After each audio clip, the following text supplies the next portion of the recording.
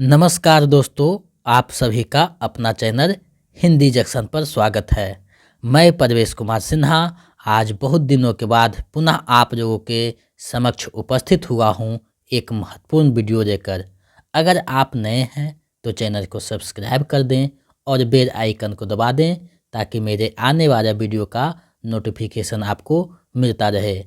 और इस सेशन को ज़्यादा से ज़्यादा जो है शेयर करें ताकि सभी लोग इसका लाभ उठा सके। हम आपके लिए ये जो है 100 महत्वपूर्ण प्रश्नों लेकर उपस्थित हुए हैं, तो आप वीडियो के अंत तक बने रहिएगा।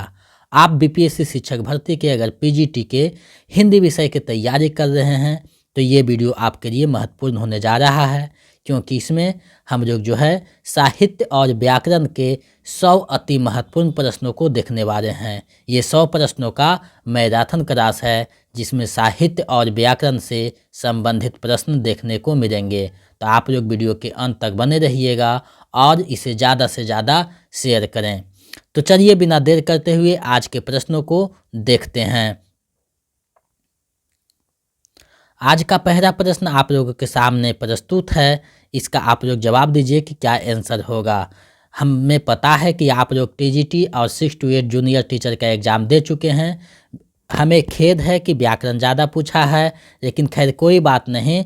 हमें पता है कि आप लोगों का व्याकरण बहुत अच्छा था, इसलिए मैंने व्याकरण पे कम फोकस किया था, लेकिन कुछ महत्वपूर्ण जो टॉपिक थे उसे मैंने प्रस्तुत किया था आप लोगों के समक्ष। और हमें पूरे प्रश्नों को देखने से पता चलता है कि वहाँ से प्रश्न बने थे, आप लोग अच्छे से आंसर करके आए होंगे, क्योंकि कुछ टॉपिक के जो है महत्वपूर्ण टॉपिक आपको पढ़ा दिया गया था, तो आप लोग सही से जवाब दिए होंगे, मुझे विश्वास है और कमेंट से पता भी चल रहा है। और ये जो है पीजीटी के लिए स्पेशल बनाया गया है। पीजीटी में जो प्रश्न पूछे जाएंगे, यहाँ से कुछ प्रश्न देखने को मिल सकते हैं, तो आप लोग वीडियो के अंत तक बने रहिएगा। पहला प्रश्न है, हरिऔध के प्रिय प्रवास महाकाव्य में सर्गों की संख्या है। आपको बताना है कि जो प्रिय प्रवास है, खड़ी बोली का प्रथम महाकाव्य जिसे माना जाता है, वो कितने सर्गों में बटा हुआ है, ये आपको बताना है। तो देखिए, ये बहुत साधारण प्रश्न है, देखने में बहुत साधारण लगते हैं, लेकिन आप लोग जो है जल्दी जल्दी में आंसर कुछ लोग गलत करके चले आते हैं। उसी को ध्यान में रखते हुए मैंने छोटे छोटे प्रश्न जो है, जो आपके ध्यान में रहना चाहिए, उसी से संबंधित वीडियो लेकर उपस्थित हुआ हूँ। तो आप लोग वीडियो के अंत तक बने रहिएगा। तो इसका जो सही आंसर है विकल्प ख हो जाएगा। 17 सर्ग है जिसका रचना 1914 ईस्वी में किया गया था। अब यहाँ प्रश्न उठता है कि 15 जो विकल्प है यो क्या है, तो उन्हीं की रचना है पारिजात। पारिजात एक रचना है जिसमें 15 सर्ग है, जो अध्यात्म और धर्म को लेकर लिखा गया है। 21 सर्ग जो है कोई नहीं है, ये गलत है। एक उनकी रचना है वैदेही वनवास, जिसमें कुल 18 सर्ग हैं।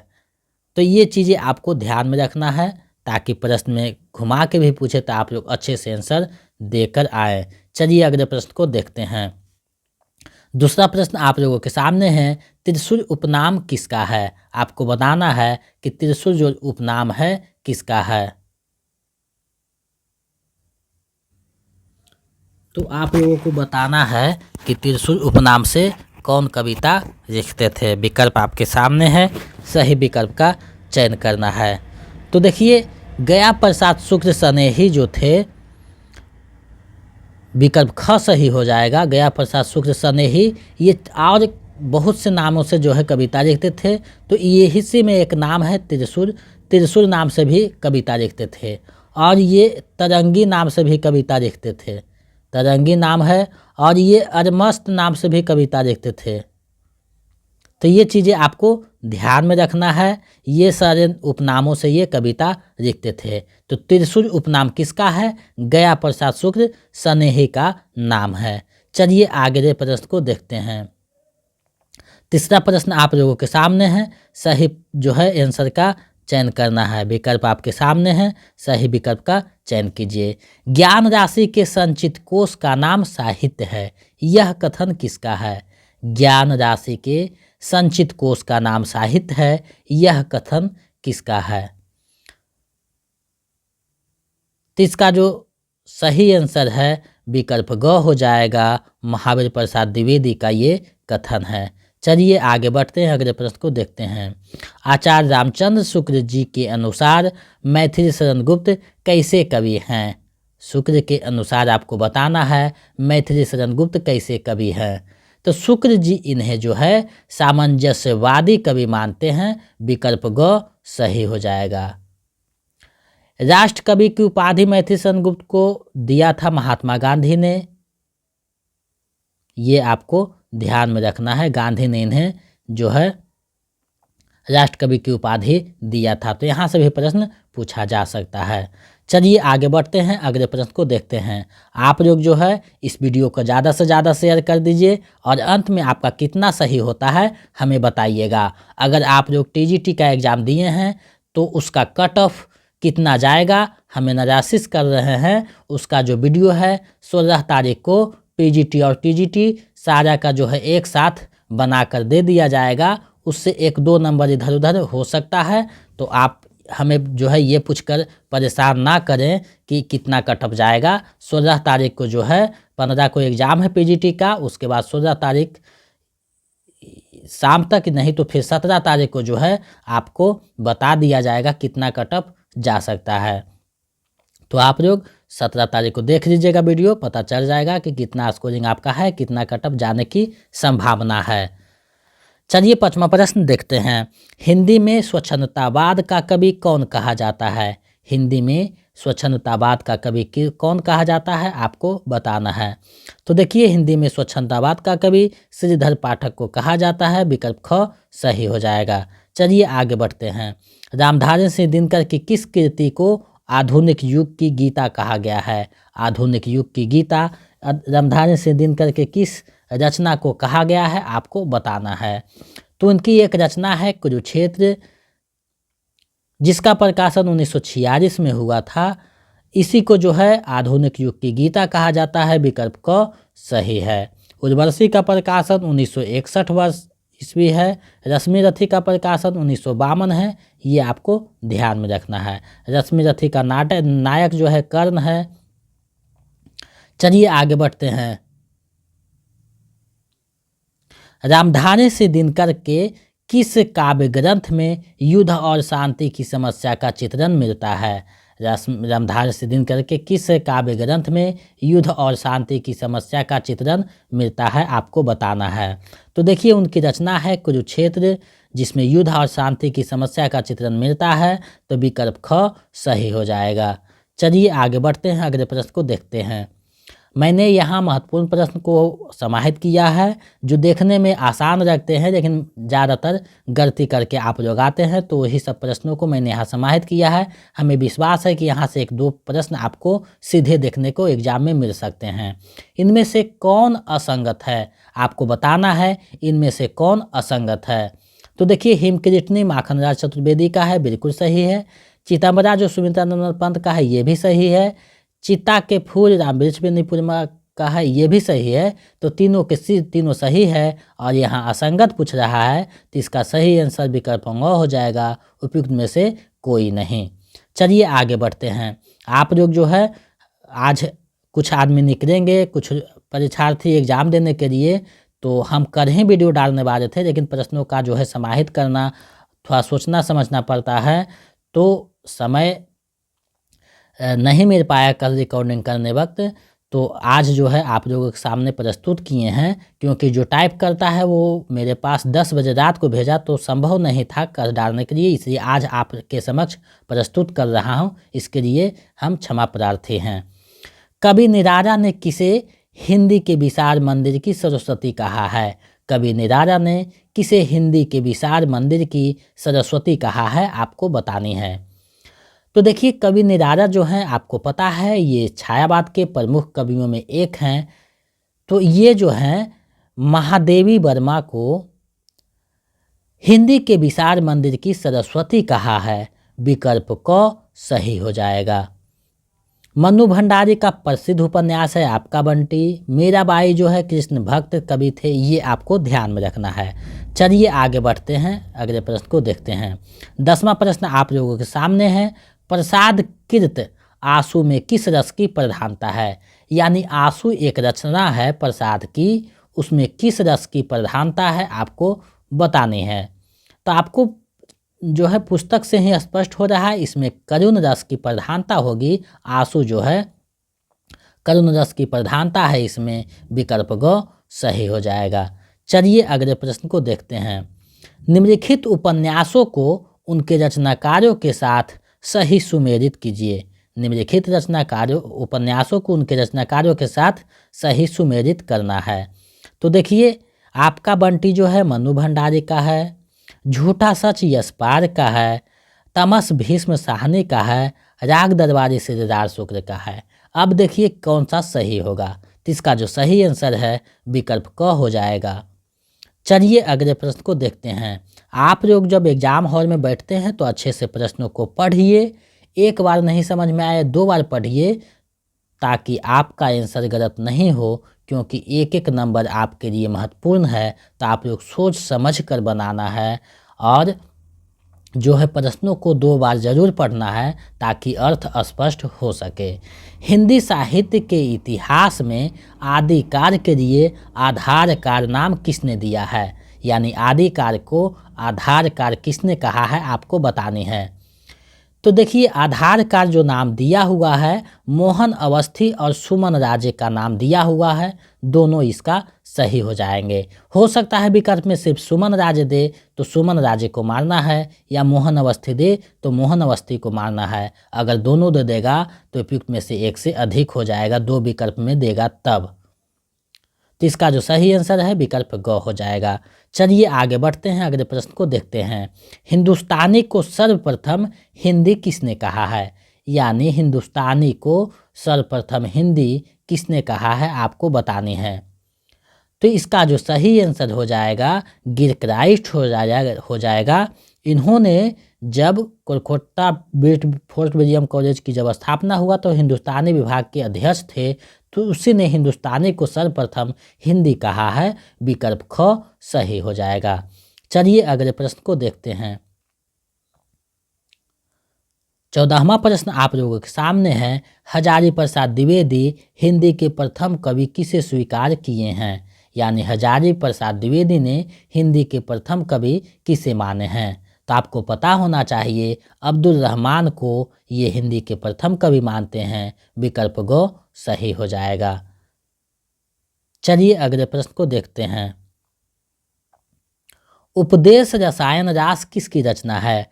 उपदेश रसायन रास जो है वो किसकी रचना है आपको बताना है। ये जो है जैन काव्य है, तो ये किसकी रचना है। तो ये जो रचना है जीन दत्त सूरी का है, विकल्प ग सही हो जाएगा। आप लोग जो है टॉपिक व्याकरण का भी कुछ देख लीजिएगा, क्योंकि व्याकरण से प्रश्न पूछा जा रहा है और हिंदी साहित्य से प्रश्न पीजीटी में रहेंगे। इसमें कोई कन्फ्यूजन नहीं है कि साहित्य से कम प्रश्न रहेंगे। आपको जो है आधा अधिक, कम से कम तो आधा अधिक से अधिक 50-60 प्रश्न तो हिंदी से रहेंगे, साहित्य से हमें आशा है, विश्वास है। तो आप लोग जो है व्याकरण को भी देख लीजिए और हिंदी साहित्य के कुछ टॉपिक हैं उसको भी देख लीजिए जो आपको ज़्यादा महत्वपूर्ण लगता है, क्योंकि हिंदी साहित्य से भी प्रश्न देखने को मिलेंगे। पीजीटी एग्जाम है तो इसका स्तर भी पीजीटी जैसा रहेगा। 16वां प्रश्न है, इनमें से कौन सी रचना आदिकाल की है। इनमें से कौन सी रचना जो है आदिकाल की है आपको बतानी है। तो देखिए, बीजक भक्तिकार की रचना है, भ्रमर गीत भी भक्तिकार की है, सुरसागर भी भक्तिकार की है। तो इसका जो सही आंसर है विकल्प अंग हो जाएगा। उपयुक्त में से कोई नहीं आदिकाल की रचना है। चलिए अगले प्रश्न को देखते हैं। निम्न में से कौन सी रचना स्वयंभू की है आपको बतानी है। इनमें से कौन सी रचना स्वयंभू की है। तो देखिए, पाउम चरियु स्वयंभू की है, स्वयंभू छंद भी स्वयंभू की है, रिठ्ठन्यमी चरियु भी स्वयंभू की है। तो तीनों रचनाएं स्वयंभू की है। तो इसका जो सही आंसर है विकल्प घ हो जाएगा। उपयुक्त में से एक से अधिक। इस तरीका से घुमाकर प्रश्न पूछ सकता है, तो आप लोग इसका अभ्यास किए हुए रहिएगा, देख लीजिएगा तो आपका ध्यान में बैठ जाएगा। रामानुजाचार्य ने किस दर्शन का प्रतिपादन किया है। यानी रामानुजाचार्य द्वारा स्थापित दर्शन कौन सा है।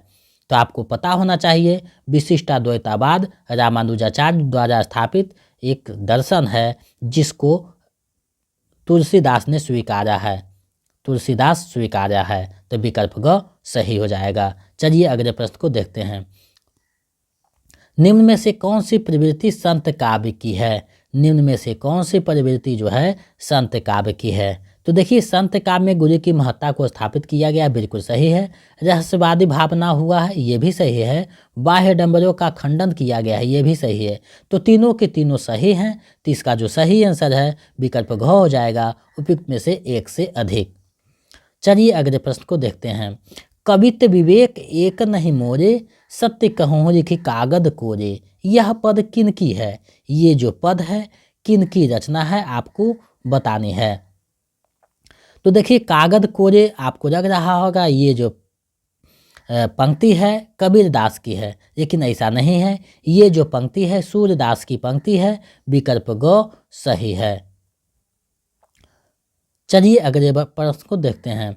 किस कवि की गणना अष्टछाप के कवियों में नहीं की जाती है? इनमें से कौन से कवि हैं जिनकी गणना अष्टछाप के कवियों में नहीं की जाती है, आपको बतानी है। तो देखिए कुंभन दास का किया जाता है, नरोत्तम दास का नहीं किया जाता है, परमानंद दास का किया जाता है। तो इसका जो सही आंसर है विकल्प ख हो जाएगा। नहीं पूछ रहा है तो नरोत्तम दास है। अब देखिए नरोत्तम दास की एक प्रसिद्ध रचना है सुदामा चरित्र, जो बार बार पूछा जाता है।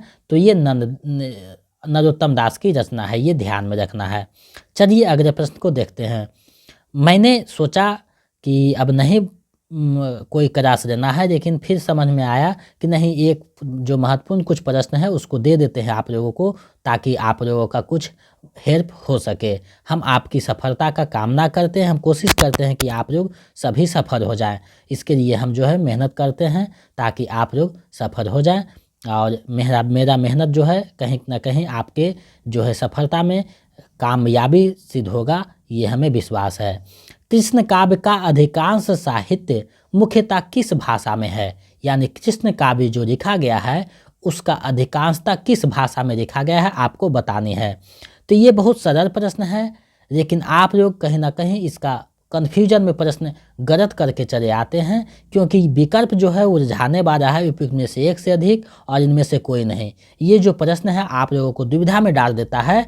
तो आपको मैं बता देना चाहता हूँ कि कृष्ण काव्य है जो मूलतः ज़्यादातर रचनाएं ब्रज भाषा में लिखी गई है। विकल्प ख सही हो जाएगा। चलिए अगले प्रश्न को देखते हैं। आचार्य रामचंद्र शुक्ल ने रीतिकार का आरंभ किस कवि से माना है? यानी किस कवि से जो है शुक्ल ने रीतिकार का आरंभ माना है, आपको बतानी है। तो आपको पता होना चाहिए चिंतामणि से जो है रीतिकार का आरंभ मान लेते हैं। विकल्प ख सही हो जाएगा। नेक्स्ट प्रश्न चलिए देखते हैं। इनमें से कौन असंगत है? इनमें से कौन असंगत है आपको बतानी है। तो देखिए काव्य विवेक चिंतामणि की रचना है, बिल्कुल सही है। शिवा बाबनी भूषण की रचना है, बिल्कुल सही है। वृत्त कौमुदनी मतीराम की रचना है, ये भी सही है। तो कौन सा असंगत इसमें पूछ रहा है? तो कोई भी असंगत नहीं है, विकल्पों सही हो जाएगा, उपयुक्त में से कोई नहीं। चलिए अगले प्रश्न को देखते हैं। अगला प्रश्न क्या कहता है। रीतिकालीन कवि मतीराम द्वारा लिखित ग्रंथ ललित राम कैसा ग्रंथ है? यानी उनका जो ललित राम पुस्तक है वो कैसा ग्रंथ है, आपको बतानी है। तो उनकी वो पुस्तक है वो अलंकार ग्रंथ है एक। विकल्प ख सही हो जाएगा। चलिए अगले प्रश्न को देखते हैं। आप लोग सभी घर से निकल के हो सकता है सेंटर के लिए जाने के लिए रवाना हो रहे होंगे, तो वीडियो नहीं देख पाएंगे, लेकिन हम आपसे रिक्वेस्ट करते हैं कि आप लोग समय निकाल कर ये वीडियो को देख लें। हो सकता है एक दो प्रश्न यहाँ से आपका फंस जाए, तो आप लोग सभी इस वीडियो को देख लीजिएगा ताकि आपका एग्ज़ाम में अच्छे स्कोर बन सके। हिंदी भाषा की बोलियों के वर्गीकरण के आधार पर छत्तीसगढ़ी बोली है। देखिए प्रश्न कितना घुमाया है, आप लोगों को दुविधा में डालने के लिए इस तरीक़ा से प्रश्न घुमाता है। बीपीएससी एग्ज़ाम हम पहले बोल रहे थे कि बीपीएससी एग्ज़ाम को हल्के में नहीं लीजिए, ये स्वतंत्र है, किसी भी ढंग से प्रश्न पूछ सकता है, क्योंकि सिलेबस नहीं दिया है तो किसी भी प्रकार से प्रश्न पूछने के लिए स्वतंत्र है। तो आप लोग इसका अच्छे से तैयारी करके जाइए। तो देखिए छत्तीसगढ़ी जो है वो बोली किससे है, आपको बतानी है। तो देखिए पश्चिमी हिंदी का है, बिल्कुल नहीं है। बिहारी हिंदी का है, बिल्कुल नहीं है। राजस्थानी का है, बिल्कुल नहीं है। तो इसका जो सही आंसर है विकल्प अंग हो जाएगा, उपयुक्त में से कोई नहीं, क्योंकि ये जो बोली है पूर्वी हिंदी का है, जो विकल्प में नहीं है। तो इसका जो सही आंसर है उपयुक्त में से कोई नहीं हो जाएगा। चलिए आगे बढ़ते हैं, अगले प्रश्न को देखते हैं। तुलसीदास कृत विनय पत्रिका की भाषा है, यानी तुलसीदास ने विनय पत्रिका की रचना जो की है उसका भाषा क्या है आपको बतानी है। तो विनय पत्रिका की जो भाषा है आपको पता होना चाहिए, ये जो भाषा है ब्रज भाषा में लिखा गया है, विकल्प ख सही हो जाएगा। चलिए आगे बढ़ते हैं। हिंदी की पहली कहानी लेखिका का नाम है, यानी हिंदी की जो पहली कहानी लेखिका है उसका क्या नाम है आपको बताना है। तो उसे बंग मेहरा के नाम से जाना जाता है, विकल्प क सही हो जाएगा। और बंग मेहरा का जो मूलतः नाम है वो आपको पता होना चाहिए, राजेंद्र भारा घोष नाम है। राजेंद्र भारा घोष जो उसका मूल नाम है, ये आपको पता होना चाहिए। चलिए अगले प्रश्न को देखते हैं। राजभाषा आयोग के प्रथम अध्यक्ष कौन थे? राजभाषा आयोग जो 1955 में बनाई गई थी उसके अध्यक्ष, प्रथम अध्यक्ष कौन थे आपको बताने हैं। तो उसके जो प्रथम अध्यक्ष थे बीजी खेर थे, विकल्प क सही हो जाएगा। चलिए आगे बढ़ते हैं, अगले प्रश्न को देखते हैं। बिहारी को किस श्रेणी के रीतिकालीन कवियों में माना जाता है? यानी बिहारी जो कवि हैं रीतिकार के, वो किस श्रेणी के अंतर्गत आते हैं आपको बतानी है। तो ये जो आते हैं रीति सिद्ध श्रेणी के अंतर्गत आते हैं, विकल्प ख सही हो जाएगा। चलिए अगले प्रश्न को देखते हैं। इनमें से कौन असंगत है आपको बताना है, इनमें से कौन जो है असंगत है। तो देखिए, रस रहस्य कुलपति मिश्र का है, सही है। रसभूषण याकूब खां का है, ये भी सही है। रस सारांश जो है भिखारी दास का, ये भी सही है। इसमें से असंगत पूछ रहा है, तो इसका जो सही आंसर है विकल्प अंग हो जाएगा, उपयुक्त में से कोई नहीं। चलिए आगे बढ़ते हैं। अगला प्रश्न है, नहीं पराग नहीं मधुर मधु, नहीं विकास यही कार, अरि करी ही स्यो बिंधियो आगे कौन हवार। उपयुक्त पंक्तियां किसकी है? ये जो पंक्तियां हैं वो किसकी पंक्तियां हैं आपको बतानी हैं। तो ये जो पंक्तियां हैं आपको पता रखना है, बिहारी की पंक्ति है, विकल्प ख सही हो जाएगा। इस तरीका के प्रश्न आपको देखने को मिलते हैं, तो ये ध्यान में रखिएगा कि किसकी पंक्ति है। देखिए अगला प्रश्न जो है घुमाकर पूछा गया है, प्रबंध काव्य को वनस्थली और मुक्तक को गुलदस्ता किसने कहा है? देखिए प्रश्न कैसे घुमाया है, प्रबंध को वनस्थली और मुक्तक को गुलदस्ता किसने कहा है आपको बताने है। तो ये जो कथन है, ये जो कहे हैं रामचंद्र शुक्ल ने कहे हैं कि यदि प्रबंध काव्य एक वनस्थली है तो मुक्तक काव्य एक चुना हुआ गुलदस्ता। तो ये जो है विकल्प का सही हो जाएगा। बीपीएससी जो है प्रश्नों को घुमाकर पूछ सकता है और विकल्पों में उलझा सकता है, तो ये आपको ध्यान में रखना है, अच्छे से जवाब देना है। बिहारी की भाषा चलती होने पर भी साहित्यिक है, यह किसका कथन है? बिहारी की जो भाषा है चलती होने पर भी साहित्यिक है, यह कथन किसका है? तो यह जो कथन है रामचंद्र शुक्ल का है, विकल्प ग सही हो जाएगा। चलिए अगले प्रश्न को देखते हैं। वे धर्म में विशिष्टाद्वैतवादी, विचारों में गांधीवादी और साहित्य में अभिधावादी हैं, यह कथन मैथिली शरण गुप्त के विषय में किसने कहा है? ये जो कथन दिया गया है मैथिली शरण गुप्त के विषय में, ये किसका कथन है आपको बताने हैं। तो ये जो कथन है बच्चन सिंह का है, विकल्प ख सही हो जाएगा। चलिए आगे बढ़ते हैं, अगले प्रश्न को देखते हैं। वह हृदय नहीं है पत्थर है जिसमें स्वदेश का प्यार नहीं, यह काव्य पंक्तियाँ किस कवि की है? ये जो पंक्तियाँ हैं किस कवि की है आपको बतानी है। वह हृदय नहीं है पत्थर है जिसमें स्वदेश का प्यार नहीं, ये जो पंक्ति है गया प्रसाद शुक्ल स्नेही की पंक्ति है, विकल्प ख सही हो जाएगा। चलिए आगे बढ़ते हैं, अगले प्रश्न को देखते हैं। द्विवेदी युग का वह कौन सा कवि है जिसने सारी रचनाएं ब्रज भाषा में की है? बहुत ही महत्वपूर्ण प्रश्न है। द्विवेदी युग का वह कौन सा रचनाकार है जो अपनी सारी रचनाएं ब्रज भाषा में किया है? क्योंकि उस समय जो है खड़ी बोली की प्रसिद्धि थी, खड़ी बोली में कविताएं आदि चीज़ें लिखी जा रही थी, लेकिन ये द्विवेदी युग के कवि थे और सारी रचनाएं जो है ब्रज भाषा में किया है। ये कौन से कवि हैं आपको बताने हैं। तो ये जो कवि हैं जगन्नाथ दास रत्नाकर हैं, जो उद्धव शतक के रचनाकार हैं। विकल्प क सही हो जाएगा। चलिए आगे बढ़ते हैं, अगले प्रश्न को देखते हैं। छायावाद के किस कवि का काव्य अरविंद दर्शन से प्रभावित है? छायावाद के किस कवि का काव्य अरविंद दर्शन से प्रभावित है आपको बतानी है। तो देखिए सुमित्रानंदन पंत का जो काव्य है अरविंद दर्शन के अंत के दिनों में प्रभावित था। विकल्प ग सही हो जाएगा। चलिए आगे बढ़ते हैं। हम दीवानों की क्या हस्ती हैं, आज यहाँ कर वहाँ चले। ये काव्य पंक्तियाँ किसकी है? ये जो पंक्तियाँ हैं किसकी है आपको बताने हैं।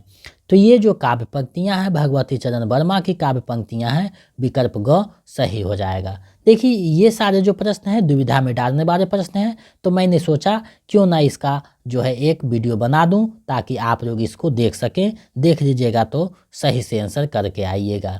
देखिए प्रश्न है हिंदी में मुक्तक छंद के प्रवर्तक कवि हैं।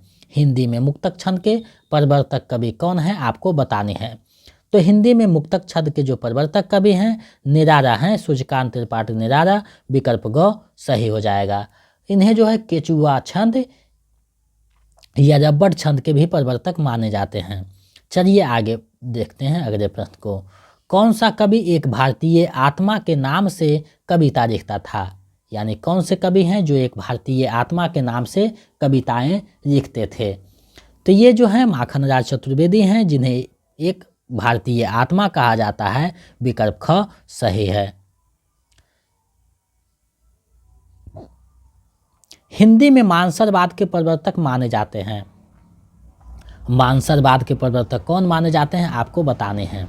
तो देखिए रामेश्वर शुक्ल अंचर जो हैं उन्हें मानसरवाद के प्रवर्तक माने जाते हैं। विकल्प का सही हो जाएगा। अब देखिए हरिवंश राय जो बच्चन है वो हारावाद के प्रवर्तक माने जाते हैं।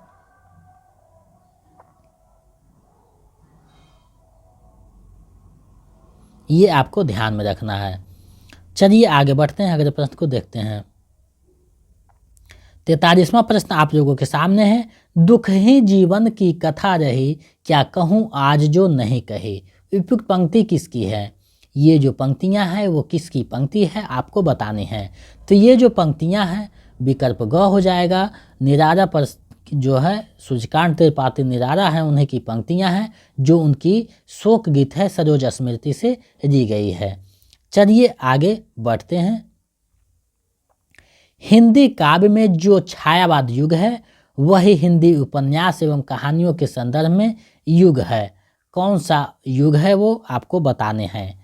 तो जो है प्रेमचंद युग है। विकल्प ग सही हो जाएगा। हिंदी में जो छायावाद का स्थान है हिंदी उपन्यास कहानियों में प्रेमचंद युग का भी वही स्थान है। तो विकल्प ग सही हो जाएगा। इस तरीका से घुमाकर प्रश्न पूछा जा सकता है, देखने को मिलते हैं। तो आप इस तरीका के प्रश्न को भी देख लीजिएगा ताकि आप लोग का आंसर गलत ना हो। जयशंकर प्रसाद की काव्य कृतियों का सही अनुक्रम है। आपको बताना है कि उनकी जो काव्य कृति है उसका सही अनुक्रम क्या है।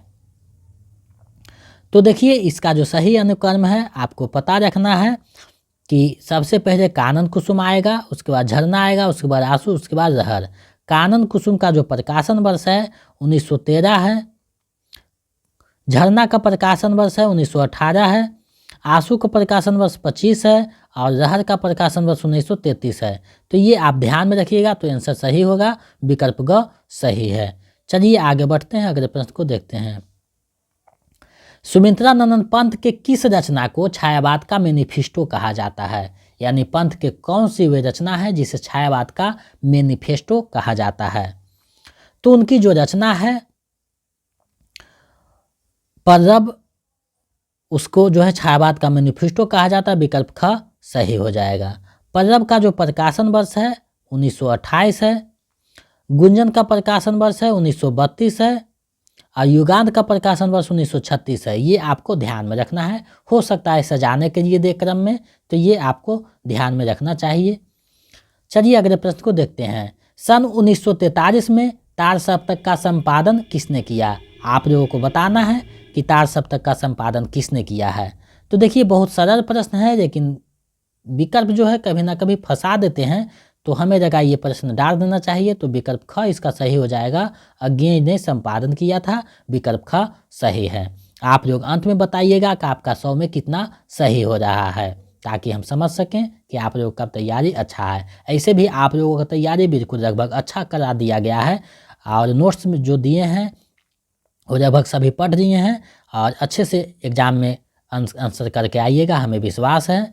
तो आप लोग आराम से जाइएगा, और थोड़ा सा जो है आराम से प्रश्नों को पढ़ना है, कूल माइंड से पढ़ना है, उबना नहीं है, और अच्छे से जवाब देकर आना है, ताकि आप लोग एग्ज़ाम में अपना स्कोर अच्छा कर सकें और मेरिट बनाकर एक योग्य शिक्षक बन सकें।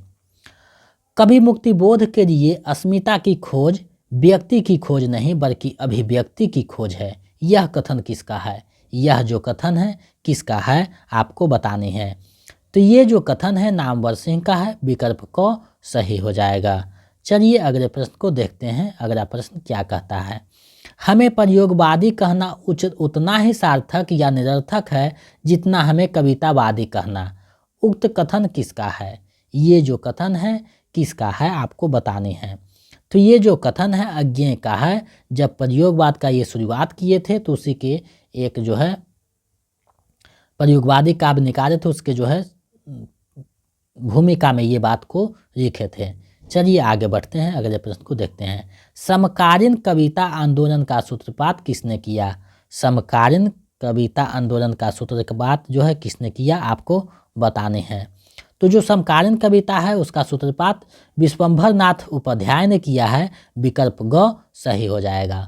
अब यहाँ प्रश्न उठता है कि जगदीश चतुर्वेदी किस कविता के जो है सूत्रपात किए थे? तो ये जो है अकविता के सूत्रपात किए थे। लक्ष्मीकांत जो वर्मा है वो ताजी कविता का सूत्रपात किए थे। तो ये आपको ध्यान में रखना है। चलिए आगे बढ़ते हैं, अगले प्रश्न को देखते हैं। ना कोई छोटा है ना बड़ा है, मेरे लिए हर आदमी एक जोड़ी जूता है। उक्त पंक्तियाँ किसकी है? ये जो पंक्तियाँ हैं किसकी है, आपको बतानी है। तो ये जो पंक्तियाँ हैं धूमिर की है, सुदामा पांडे धूमिर, विकल्प क सही हो जाएगा। चलिए आगे बढ़ते हैं, अगले प्रश्न को देखते हैं। रामकुमार वर्मा का एकांकी है। रामकुमार वर्मा का एकांकी कौन सा है, आपको बतानी है। तो देखिए रेशमिताई उनका एकांकी है, पृथ्वीराज की आंखें उनका एकांकी है, और औरंगजेब की आखिरी रात, ये जो तीनों के तीनों हैं रामकुमार वर्मा का एकांकी है। तो विकल्प घ सही हो जाएगा, उपयुक्त में से एक से अधिक। चलिए आगे बढ़ते हैं, अगले प्रश्न को देखते हैं। हजारी प्रसाद द्विवेदी किस धारा के उपन्यासकार हैं? हजारी प्रसाद द्विवेदी किस धारा के उपन्यासकार हैं, आपको बताने हैं। तो ये देखिए सामाजिक और संस्कृति धारा के उपन्यासकार हैं, विकल्प ग सही हो जाएगा, क्योंकि इनकी जो रचना है संस्कृति और सामाजिक को लेकर लिखी गई है। इनमें असंगत है, कौन सा असंगत है आपको बताना है। तो देखिए करबरा जो है प्रेमचंद का है, अंजू दीदी नाटक उपेंद्रनाथ का है, आषाढ़ का एक दिन मोहन राकेश का है। तीनों के तीनों जो है सही है। तो इसका जो सही आंसर है विकल्प अंग हो जाएगा, उपयुक्त में से कोई नहीं। चलिए अगले प्रश्न को देखते हैं। तलाकशुदा माता पिता की संतान की मानसिकता पर आधारित उपन्यास है। यानी तलाकशुदा जो माता पिता है उसके संतान की जो मानसिकता होती है, क्या मानसिकता होती है, उस पर आधारित उपन्यास कौन सा है, ये बताना है। तो ये जो उपन्यास है वो बहुत ही प्रसिद्ध उपन्यास आपका बंटी जो है वही है, विकल्प ख सही हो जाएगा। महाभोज भी इन्हीं का उपन्यास है, मनु भंडारी का, और आपका बंटी भी। शेखर एक जीवनी जो है अज्ञेय का उपन्यास है। तो ये आपको ध्यान में रखना है। चलिए आगे बढ़ते हैं। समानांतर कहानी आंदोलन के प्रवर्तक हैं। समांतर कहानी आंदोलन के प्रवर्तक कौन है, आपको बतानी है। तो जो कमलेश्वर है समानांतर कहानी आंदोलन के प्रवर्तक हैं, विकल्प ख सही हो जाएगा। चलिए अगले प्रश्न को देखते हैं। रानी केतकी की कहानी के रचनाकार कौन है? रानी केतकी की कहानी के रचनाकार कौन है, आपको बताने हैं। तो देखिए रानी केतकी की कहानी के जो रचनाकार हैं वो इंसा आजा खां है, इंसा आजा खां है, जो विकल्प में नहीं है। तो इसका जो सही आंसर है विकल्प अंगा हो जाएगा, विकल्प में से कोई नहीं। देखिए इस तरीका से प्रश्न आपको जब पूछता है तो आप विकल्पों में उलझ जाते हैं, फंस जाते हैं कि इसका ये विकल्प होना चाहिए, ये होना चाहिए, जबकि आपको पता था कि इसका इंसा आजा खां जो है रचनाकार हैं, जो विकल्प में नहीं है। तो दुविधा में आप लोग जो है किसी दूसरे को टिक करके चले आते हैं, जबकि इसका सही आंसर उपयुक्त में से कोई नहीं होना चाहिए। तो ये जो है इस तरीका के प्रश्न देखने को मिलते हैं बीपीएससी में, तो आप लोग सोच समझकर जो है जवाब दीजिएगा। अगला प्रश्न है 8 भागों में प्रेमचंद की कहानियाँ किस नाम से संकलित है, यानी किस नाम से जो है प्रेमचंद की कहानियों को 8 भागों में संकलित किया गया है। तो आपका पता होना चाहिए मानसरोवर जो है कहानियों का संकलन है जो 8 भागों में प्रकाशित है, विकल्प क सही हो जाएगा। चलिए अगले प्रश्न को देखते हैं। इनमें से असंगत है, इनमें से कौन सा जो है असंगत है आपको बताने हैं। तो यही सच है कहानी मनु भंडारी का है, रोज जो है अज्ञेय का कहानी है, वापसी उषा प्रियबंदा का कहानी है। तो तीनों के तीनों सही हैं और असंगत पूछ रहा है, तो इसका जो सही आंसर है विकल्प अंग हो जाएगा, उपयुक्त में से कोई नहीं। चलिए अगले प्रश्न की तरफ हम लोग चलते हैं। रघु मानव के बहाने हिंदी कविता पर एक बहस है, किसकी रचना है आपको बतानी है। ये जो रचना है किसकी है। तो देखिए रघु मानव का जो है प्रतिष्ठा किया है विजय देवनारायण शाही ने, तो ये उन्हीं की रचना है, विकल्प ग सही है। चलिए आगे बढ़ते हैं, अगले प्रश्न को देखते हैं। मैंने साहित्य के लगभग प्रश्न करवाए हैं, अब जो है व्याकरण के प्रश्न आपको देखने को मिलेंगे, काव्य शास्त्र के प्रश्न देखने को मिलेंगे। तो इसको भी मैंने समाहित किया है, हो सकता है यहाँ से प्रश्न सीधा सीधी पूछा जाए। तो आप लोग वीडियो के अंत तक बने रहिएगा और कितना सही होता है बताइएगा, क्योंकि प्रत्येक प्रश्न जो है महत्वपूर्ण है। आपकी तैयारी को देखते हुए मैंने ये जो है बनाया है, तो ये वीडियो आपको देख कर जाना है, एग्जाम हॉल में बैठना है ताकि अच्छे स्कोर कर सकें। ओज गुण का संबंध किस रस से है, यानी ओज गुण जो है उसका संबंध किस रस से है आपको बताने हैं। तो जहाँ भी ओज का संबंध आए तो रौद्र रस हो जाएगा, रौद्र रस से विकल्प क सही हो जाएगा। चलिए आगे बढ़ते हैं। इनमें से कौन शब्द शक्ति के भेद हैं, इनमें से कौन जो है शब्द शक्ति के भेद हैं आपको बताने हैं। तो देखिए शब्द शक्ति के जो है 3 भेद होते हैं, अभिधा व्यंजना रचना। तो तीनों के तीनों जो है शब्द शक्ति के भेद हैं, विकल्प घ हो जाएगा, उपयुक्त में से एक से अधिक। चलिए आगे बढ़ते हैं, अगले प्रश्न को देखते हैं। भरत मुनि ने काव्य गुणों की संख्या मानी है, तो काव्य गुणों की संख्या भरत मुनि ने कितनी मानी है आपको बताना है। तो इन्होंने काव्य गुणों की संख्या जो है 10 मानी है, तो विकल्प ख सही हो जाएगा। यहाँ 200 काव्य दोषों की संख्या जो है कितना माना है, तो ये भी 10 माने हैं, ये भी 10 हो जाएगा। चलिए अगले प्रश्न को देखते हैं। विशेष रूप से जो भावों को प्रकट करते हैं उन्हें कहते हैं, विशेष रूप से जो भावों को प्रकट करते हैं उन्हें क्या कहते हैं। तो उन्हें जो है विभाव कहते हैं, विकल्प क सही हो जाएगा। चलिए आगे बढ़ते हैं, अगले प्रश्न को देखते हैं। काव्य हेतु होते हैं, काव्य शास्त्र में काव्य हेतु कितने होते हैं आपको बताने हैं। तो देखिए काव्य शास्त्र में काव्य हेतु जो होते हैं 3 होते हैं, विकल्प ख सही है। पहला है प्रतिभा, दूसरा है व्युत्पत्ति, तीसरा है अभ्यास। ये जो है काव्य हेतु है। काव्य में 3 चीजें होती है, पहला जो है काव्य हेतु, काव्य प्रयोजन और एक जो है काव्य रक्षण। तो ये आपको ध्यान में रखना है। चलिए आगे बढ़ते हैं। विभत्स रस का अस्थायी भाव क्या है, विभत्स रस है उसका अस्थायी भाव क्या है आपको बताना है। तो जुगुप्सा जो है विभत्स रस का अस्थायी भाव, विकल्प ख सही हो जाएगा। रस अलंकार और छंद से संबंधित मैंने ए स्टेट में वीडियो बनाया है, प्लेलिस्ट में बनाया है, उसमें आप देखकर इन सारे चीज़ों को देख सकते हैं, वहाँ सारे चीज़ आपको देखने को मिल जाएगा। तो जो रस अलंकार और छंद के वीडियो नहीं देख पाए हैं तो हमारे स्टेट का प्लेलिस्ट बना हुआ है, उसमें आप जाकर देख सकते हैं और अपनी तैयारी को अच्छे ढंग से पूर्ण कर सकते हैं। देखिए अगला प्रश्न है, संचारी भाव को और किस नाम से जाना जाता है, यानी संचारी जो भाव है उसको और किस नाम से जाना जाता है। तो संचारी भाव को जो है व्यभिचारी भाव के नाम से भी जाना जाता है, विकल्प ग सही हो जाएगा। संचारी भावों की संख्या जो है 33 है, इतना ध्यान में रखना है। लेकिन एक आचार्य हैं देव, जिन्होंने क्षर को भी संचारी भाव में जोड़ा है, जिससे 34 हो गई है, 34वां। और आचार्य शुक्र ने चकपकाहट को जो है संचारी भाव में जोड़कर 35वां जो है संचारी भाव की जो है संख्या बढ़ा दी है, तो ये आपको ध्यान में रखना है। चलिए आगे बढ़ते हैं।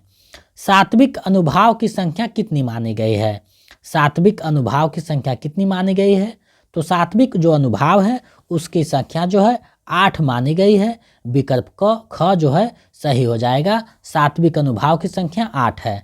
वो 8 अनुभाव है, पहला है स्तंभ, दूसरा है स्वरभंग, तीसरा है कंप, चौथा है अश्रु, पांचवा है स्वेद, छठा है रोमांच, सातवां है विभर्ण्य, आठवां है प्रलय। तो ये जो है सात्विक भाव है, जो पिछले टीजीटी में भी देखने को मिला था कि स्वरभंग जो है कैसा भाव है, तो सात्विक भाव था। तो ये देखने को मिला था टीजीटी में। तो इस तरीका से प्रश्न देखने को मिलते हैं। चलिए अगले प्रश्न को देखते हैं। अनुभावों को कितने वर्गों में विभाजित किया गया है? अनुभावों को कितने वर्गों में विभाजित किया गया है आपको बताने हैं। तो देखिए अनुभावों को जो है 4 वर्गों में विभाजित किया गया है, विकल्प क सही हो जाएगा। अब जो है ये 4 वर्ग कौन से हैं? तो पहला है कायिक अनुभाव, दूसरा है वाचिक अनुभाव, तीसरा है आहार्य अनुभाव और चौथा है सात्विक अनुभाव। कहीं कहीं कोई 2 अनुभाव मानते हैं, कायिक और सात्विक, लेकिन मूलतः जो है 4 अनुभाव माने जाते हैं। चलिए आगे बढ़ते हैं। 17वां प्रश्न है, अवधि सिरा का उस पार था गुरुभार, तिर तिर काट रही थी दृग जलधार। प्रस्तुत पंक्तियां में कौन सा छंद है? प्रस्तुत पंक्तियां में कौन सा छंद है आपको बताना है। तो इसमें जो है बराबर छंद का प्रयोग किया गया है, विकल्प ख सही हो जाएगा, क्योंकि इसमें जो है पहला में 12 और दूसरा में जो है 7 मात्रा का प्रयोग हुआ है, तो ये जो है बराबर छंद हो जाएगा। चलिए आगे बढ़ते हैं। प्रत्येक चरण में 28 मात्रा, 16 और 12 की यति, अंत में रघु गुरु किस छंद में होता है? तो ये जो है हरि गीतिका में होता है, विकल्प ग सही हो जाएगा। रोराम जो है 11 और 13 होता है और छप्पे में जो है 15 और 13 मिलकर जो है 28 होता है, तो ये आपको ध्यान में रखना है। चलिए आगे बढ़ते हैं। इस करुण करित हृदय में अब विकल रागनी बजती, इस पंक्ति में कौन सा अलंकार है? ये जो पंक्तियां हैं इसमें कौन सा अलंकार है? तो इसमें जो है अनुप्रास अलंकार है, आपको पता है, विकल्प ग सही हो जाएगा। इसको जो है कुमार विश्वास ने अच्छा भी आवाज़ दिया है, जैसे इस करुण करित हृदय में अब विकल रागनी बजती, क्यों हाहाकार स्वरों में वेदना सीम गरजती, आती है शून्य क्षितिज पे क्यों रौट प्रतिध्वनि मेरी, बिरखाती ठहराती सी पगरीती देती फेरी। इस तरीका से जो है गाया जा सकता है। बहुत ही प्रसिद्ध पंक्तियाँ हैं जयशंकर प्रसाद की, तो इसका जो है अनुप्रास अलंकार हो जाएगा। चलिए आगे प्रश्न है उसको देखते हैं। बीती विभाग जागरी, अंबर पन घट में डूबो रहे, तारा घट उषा नागरी, इन पंक्तियों में कौन सा अलंकार है? तो ये जो पंक्तियां हैं इसमें जो है रूपक अलंकार है, विकल्प क सही हो जाएगा। देखिए बीती विभागरी जागरी, अंबर पन घट उषा घट नागरी, ये जो है रूपक रूप बांधा गया है, विकल्प क सही हो जाएगा। अलंकार में ये पढ़ाया गया है, आप वहाँ से जाकर वीडियो को देख सकते हैं। चलिए अगले प्रश्न को देखते हैं। रहीमन पानी राखिए बिन पानी सब सून, पानी गए ना उबरे मोती मानुष चून। इस पंक्ति में कौन सा अलंकार है? तो ये जो पंक्तियां हैं इसमें जो है सरेस अलंकार है, विकल्प ग सही हो जाएगा, क्योंकि पानी का हर एक जगह अलग अर्थ है, तो ये आपको ध्यान में रखना है। चलिए आगे बढ़ते हैं। रे चरा साथ में तुझे कनक, जो भिक्षुक रेकर स्वर्ण झनक। कौन सा अलंकार है ये पंक्तियां में? तो आपको पता होना, जो जैसे ही दिखाई दिया होगा तो आपको समझ में आ रहा होगा, उत्प्रेक्षा अलंकार है, विकल्प ख सही हो जाएगा। चलिए आगे बढ़ते हैं। राजभाषा अधिनियम 1976 के अनुसार हिंदी प्रयोग की दृष्टि से देश के राज्यों का कितनी श्रेणियों में बांटा गया है? यानी हिंदी प्रयोग की दृष्टि से राज्य को कितने श्रेणियों में बांटा गया है आपको बताना है। तो जो कि देखिए इसका जो सही आंसर है विकल्प क हो जाएगा। 3 श्रेणियों में बांटा गया है, क, ख और ग। इस तरीका से पूछ सकता है इनमें से कौन सा एक जो है बांटा गया हिंदी का श्रेणी नहीं है, राज्यों का श्रेणी नहीं है, तो आपको ध्यान में रखना है। चलिए आगे बढ़ते हैं, अगले प्रश्न को देखते हैं। इनमें से कौन सा भाषा का रूप है? इसमें कौन सा जो है भाषा का रूप है आपको बताना है। तो देखिए लिखित भी भाषा का एक रूप है, मौखिक भी है, सांकेतिक भी। भाषा के 3 रूप होते हैं, लिखित, मौखिक और सांकेतिक। तो तीनों के तीनों जो है भाषा के रूप हैं, विकल्प घ सही हो जाएगा, उपयुक्त में से एक से अधिक। अगला प्रश्न है, हिंदी का पाणिनि किसको कहा जाता है? हिंदी का पाणिनि किसको कहा जाता है? तो कामता प्रसाद गुरु को हिंदी का पाणिनि कहा जाता है, विकल्प क सही हो जाएगा। चलिए आगे बढ़ते हैं, अगले प्रश्न को देखते हैं। इनमें से उष्म व्यंजन है, इनमें से कौन सा जो है उष्म व्यंजन है आपको बताने हैं। तो देखिए ह, त्राबिसा, मूर्धन्यसा तीनों के तीनों जो है उष्म व्यंजन है, विकल्प घ सही हो जाएगा, उपयुक्त में से एक से अधिक। आगे जब बढ़ते हैं देखते हैं अगला प्रश्न। उत्तम पुरुषवाचक सर्वनाम है, कौन सा जो है उत्तम पुरुषवाचक सर्वनाम है आपको बताना है। तो हम जो है उत्तम पुरुषवाचक सर्वनाम है, विकल्प क सही हो जाएगा। हम के साथ जो है मैं भी आता है, इन दोनों से जो शब्द जो हैं वो उत्तम पुरुषवाचक हैं। वह जो है और तुम जो है, तो तुम जो है कि ये तुम जो है मध्यम पुरुष है और वह जो है अन्य पुरुष है, ये ध्यान में रखना है। चलिए आगे बढ़ते हैं। यहाँ बैठा नहीं जाता में कौन सा वाच है? यहाँ बैठा नहीं जाता में कौन सा वाच है? नकारात्मक वाच है, आप देख रहे हैं, अकर्मक क्रिया है। तो इसका जो सही आंसर है विकल्प ग हो जाएगा, भाववाचक। ये वाच जो है आपको पढ़ा दिया गया है, वहाँ से वीडियो देख सकते हैं। व्यवहार की दृष्टि से विशेषण के कितने भेद होते हैं? तो व्यवहार की दृष्टि से विशेषण के जो भेद होते हैं 4 भेद होते हैं, आपको पता होना चाहिए। गुणवाचक विशेषण, संख्यावाचक विशेषण, परिणामवाचक विशेषण और संकेतवाचक विशेषण या सार्वनामिक विशेषण। तो ये ध्यान में रखना है। चलिए आगे बढ़ते हैं। निम्नलिखित में से कौन सा शब्द संज्ञा है? इनमें से कौन सा शब्द संज्ञा है आपको बताना है। तो पहाड़ जो है एक संज्ञा है, विकल्प ग सही हो जाएगा। ऊंचा नीचा जो है संज्ञा नहीं है, विशेषण है। चलिए आगे बढ़ते हैं, अगले प्रश्न को देखते हैं। निम्न में से कौन सा शब्द अविकारी है? निम्न में से कौन सा जो शब्द है अविकारी है आपको बताना है। तो देखिए अविकारी जो शब्द है वो हो जाएगा, वह जो है अविकारी शब्द है, विकल्प ग सही हो जाएगा। चलिए आगे बढ़ते हैं। वह ऊपर नीचे जाता रहता है वाक्य में अवयव पद है, इनमें से कौन सा जो पद है अवयव है? तो देखिए ऊपर नीचे इधर उधर जहाँ तहाँ ये सारे जो है अवयव पद हैं, विकल्प ग सही हो जाएगा। आगे बढ़ते हैं, अगले प्रश्न को देखते हैं। आप लोग हम जो है वीडियो के अंत तक पहुँचने वाले हैं, तो आप लोग कुछ देर और मेरे साथ जुड़े रहें। सुनिए, आपने खाना खा लिया हो तो सो जाइए ना, वाक्य में रेखांकित पदबंध कौन सा है? ये जो रेखांकित किया गया है वो कौन सा पदबंध आपको बताना है। तो ये जो पदबंध है क्रिया की विशेषता बताता है, विकल्प ग हो जाएगा, क्रिया विशेषण पदबंध है। चलिए आगे बढ़ते हैं। मैं तुमसे टेलीफोन पर बात करूंगा, इस वाक्य में टेलीफोन पर किस कारक में प्रयुक्त है? यानी टेलीफोन पर जो है किस कारक में प्रयुक्त किया गया है? तो इसका जो सही हो जाएगा आंसर विकल्प ख हो जाएगा, करण कारक। यानी किसी यंत्र के द्वारा कोई काम अगर मनुष्य के द्वारा संपादित होता है तो वो करण कारक हो जाएगा। विकल्प ख सही है। चलिए आगे बढ़ते हैं, अगले प्रश्न को देखते हैं। 8वां प्रश्न 88वां प्रश्न है, कारक के भेद हैं। कारक के कितने भेद हैं आपको बताना है। तो कारक के जो भेद हैं 8 भेद होते हैं, जो विकल्प में नहीं है, तो इसका जो सही आंसर है उपयुक्त में से कोई नहीं हो जाएगा। चलिए आगे बढ़ते हैं। रिंग की दृष्टि से दही क्या है। तो रिंग की दृष्टि से दही जो है पुल्लिंग है, विकल्प क सही हो जाएगा। चलिए आगे बढ़ते हैं। संलग्न का सही संधि विच्छेद है। संलग्न का सही संधि विच्छेद क्या है आपको बताना है।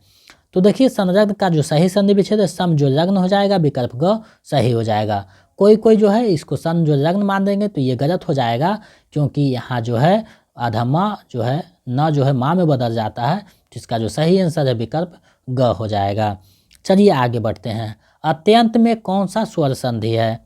अत्यंत में कौन सा स्वर संधि है। तो अत्यंत में जो है यन स्वर संधि है, विकल्प ग सही है।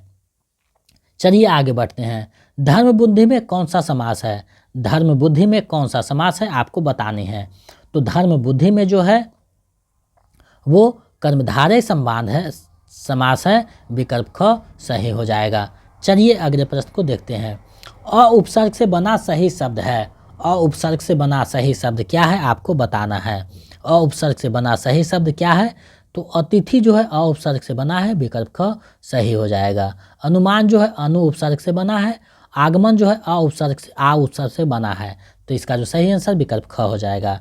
चलिए आगे बढ़ते हैं। निम्नलिखित में से किस शब्द में रूप साधक प्रत्यय है। निम्न में से किस में जो है रूप साधक शब्द प्रत्यय है। तो ये जो प्रश्न इस तरीका से देखने को मिलते हैं कभी कभी, तो इसका जो सही आंसर विकल्प ख हो जाएगा। रड़के में जो है रूप साधक प्रत्यय है। चलिए आगे बढ़ते हैं। व्युत्पत्ति या रचना के आधार पर शब्द के भेद हैं। व्युत्पत्ति या रचना के आधार पे शब्द के कितने भेद हैं आपको बताने हैं। तो इसका जो सही आंसर है विकल्प क हो जाएगा। 3 भेद माने जाते हैं व्युत्पत्ति या रचना के आधार पे, जो है रूढ़, यौगिक, योग रूढ़। ये ध्यान में रखना है। चलिए आगे बढ़ते हैं। बादल का पर्यायवाची शब्द नहीं है। कौन सा जो है बादल का पर्यायवाची शब्द नहीं है। तो जरद भी बादल का पर्यायवाची है, निरद भी है, मेघ भी है, तीनों के तीनों पर्यायवाची है और नहीं पूछ रहा है, तो इनमें से कोई नहीं हो जाएगा। क्योंकि नहीं पूछ रहा है तो इनमें से कोई नहीं हो जाएगा, क्योंकि सारे के सारे हैं। मेमोरेंडम शब्द का हिंदी पारिभाषिक शब्द क्या है। मेमोरेंडम शब्द का हिंदी जो है पारिभाषिक शब्द क्या है आपको बताना है। तो देखिए ज्ञापन जो है मेमोरेंडम का हिंदी पारिभाषिक शब्द है, विकल्प ख सही हो जाएगा। वाक्य में प्रयोग के अनुसार शब्द के कितने भेद होते हैं। वाक्य में प्रयोग के अनुसार शब्द के कितने भेद होते हैं। तो 8 भेद होते हैं, आपको ध्यान में रखना है, विकल्प ग सही हो जाएगा। चलिए आगे देखते हैं अगले प्रश्न को। अक्र पर पत्थर पर पड़ना मुहावरे का सही अर्थ क्या है। अक्र पर पत्थर पड़ना मुहावरे का सही अर्थ है बुद्धि भ्रष्ट होना, विकल्प ख सही हो जाएगा। चलिए इस वीडियो का अंतिम और 100वां प्रश्न देखते हैं। उन्मूलन का विलोम शब्द है। उन्मूलन का विलोम शब्द क्या है आपको बताना है। तो उन्मूलन का जो विलोम शब्द है वो रोपण हो जाएगा, विकल्प क सही हो जाएगा। तो ये आप लोगों के सामने मैंने प्रस्तुत किया महत्वपूर्ण प्रश्न। हमें लगता है ये आपकी तैयारी में महत्वपूर्ण भूमिका निभाएगी और आपको जो है 1-2 प्रश्न यहाँ से डायरेक्ट देखने को मिल सकते हैं। तो आप लोग इस वीडियो को देख रहे हैं, मेरे साथ जुड़े रहें, इसके लिए बहुत बहुत धन्यवाद। और आप लोग एग्ज़ाम देने के लिए जा रहे हैं, घर से निकले हैं, कुछ निकले देंगे, कुछ शाम को निकलेंगे, जिनका नज़दीक है वो सुबह भी निकल सकते हैं। तो आप लोगों के लिए इसके लिए बहुत बहुत शुभकामना। आप लोग मेरे साथ जुड़े रहें, मेरे संरक्षण में आप लोगों ने तैयारी किया, तो हम यही कामना करते हैं कि आप लोग जितने भी मेरे संरक्षण में पढ़े हैं सभी का रिजल्ट अच्छा हो और एक योग्य शिक्षक बनकर अपनी जो है पहचान बना सकें, समाज में प्रतिष्ठित हो सकें। तो इसमें आपका कितना सही हुआ है हमें कमेंट करके बताइएगा। और सभी को बहुत बहुत शुभकामना। और अगर चैनल पे नए हैं तो चैनल को सब्सक्राइब कर दीजिए। आगे जो है ए-स्टेट का नोटिफिकेशन आने वाला है, तो इसके बाद हम जो है ए-स्टेट की तैयारी कराएंगे, पेपर 1 पेपर 2 का। जो जिन किन्हीं दोस्तों या कोई नज़दीकी होंगे जिन्हें ए-स्टेट की तैयारी करना है हिंदी विषय का, तो मेरे चैनल के बारे में उन्हें गाइड करें, ताकि वे अच्छे से जुड़कर स्टेट क्वालिफाई कर सकें। तो इसके लिए बहुत बहुत धन्यवाद। मेरे चैनल पे बने रहने के लिए बहुत बहुत धन्यवाद। और आप लोग ऐसे ही तैयारी करते रहें। हम आपकी मंगलमय यात्रा और शुभकामना की कामना करता हूँ। बहुत बहुत धन्यवाद।